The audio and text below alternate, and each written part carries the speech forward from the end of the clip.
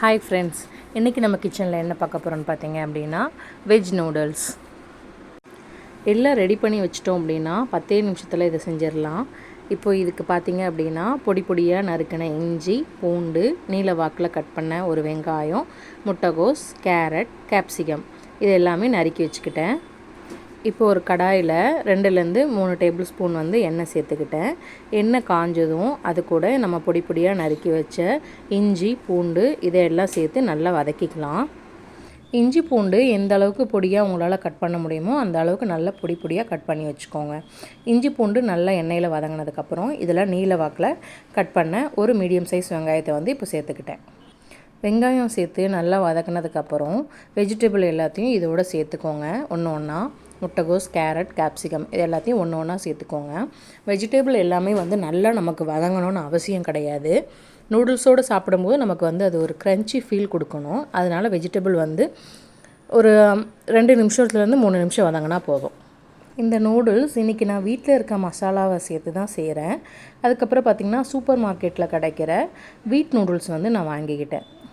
Noodles packet வாங்கிட்டு நீங்கள் பின்னாடி பக்கம் திருப்பி பார்த்தீங்க அப்படின்னா நமக்கு எந்த அளவுக்கு தண்ணி சேர்த்து வேக வைக்கணும்னு சொல்லிட்டு அளவுகள் கொடுத்துருப்பாங்க. அதன்படி நீங்கள் நூடுல்ஸை வேக வச்சு எடுத்துக்கோங்க. இப்போது வெஜிடபிள்ஸ் எல்லாமே 2லேருந்து 3 நிமிஷம் நல்லா வதங்கிருச்சு. இதுக்கப்புறம் பார்த்தீங்க அப்படின்னா தனி மிளகாய்த்தூள் நான் ஒரு 1/2 ஸ்பூன் சேர்த்துக்கிறேன். நீங்கள் காரம் அதிகமாக வேணும்னா 1 ஸ்பூன் கூட சேர்த்துக்கலாம். இதுக்கப்புறம் 1 ஸ்பூன் சீரகத்தூள் சேர்த்துக்கிறேன். சீரகத்தூள் சேர்த்துட்டு இது கூடவே ஒரு 1/2 ஸ்பூன் அளவுக்கு பெப்பர் தூளும் சேர்த்துக்கிறேன். பெப்பர் தூள் சேர்த்ததுக்கப்புறம் பார்த்திங்க அப்படின்னா இதில் ஒரு 2லேருந்து 3 டேபிள் ஸ்பூன் டொமேட்டோ சாஸ் சேர்த்துட்டு அதுக்கப்புறம் 1 ஸ்பூன் சோயா சாஸ் சேர்த்துக்கிறேன்.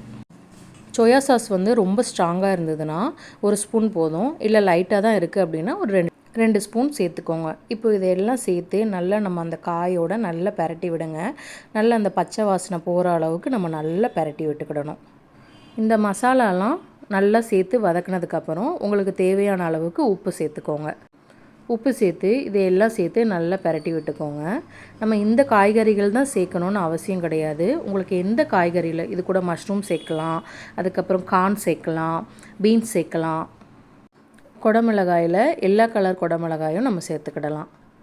இப்போ இந்த காயெல்லாம் நல்லா வதங்கி வந்த உடனே நம்ம வேக வச்ச நூடுல்ஸை இது கூட சேர்த்து நல்லா அந்த மசாலா நூடுல்ஸ் கூட சேர்கிற மாதிரி நல்லா பெரட்டி விட்டுக்கோங்க. தீ சிம்மிலே வச்சுட்டு பெரட்டி விடுங்க.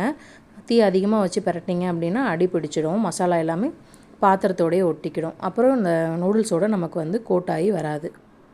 நூடுல்ஸும் நல்லா இந்த மாதிரி உதிரி உதிரியாக வேக வச்சு எடுத்துக்கோங்க. இப்போ இதையெல்லாம் சேர்த்து நல்லா கிண்டி விட்டுட்டு மல்லியில் தூவி இறக்கிக்கோங்க. இது கூட நீங்கள் வெங்காயத்தாளும் சேர்த்துக்கலாம். இன்றைக்கி வெங்காயத்தாளை என்கிட்ட இல்லை, அதனால் நான் மல்லியில் சேர்த்துக்கிறேன். சட்டுன்னு 10லேருந்து 15 நிமிஷத்தில் நம்ம இந்த ரெசிபி செய்திடலாம். உங்களுக்கு இந்த வீடியோ பிடிச்சிருக்குன்னு நினைக்கிறேன். இந்த வீடியோ பிடிச்சிருந்தது அப்படின்னா கிச்சன் ஸ்பாட் சேனலுக்கு சப்ஸ்கிரைப் பண்ணிக்கோங்க. தேங்க்ஸ் ஃபார் வாட்சிங்.